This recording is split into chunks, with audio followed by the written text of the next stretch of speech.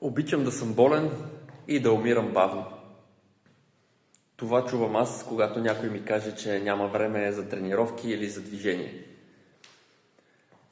В днешно време изключително много хора имат застоял начин на живот, което води не само до чисто физически проблеми и заболявания, то води директно и до емоционални и психологически проблеми.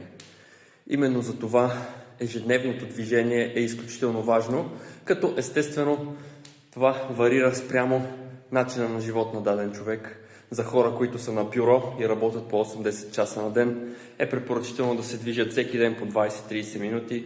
За хора с по-активен начин на живот и по-активна професия, 3-4-5 пъти в седмицата да практикуват дадено физическо натоварване е напълно достатъчно. Ако ти писна да си болен и да умираш бавно, свържи се с мен и ме последвай.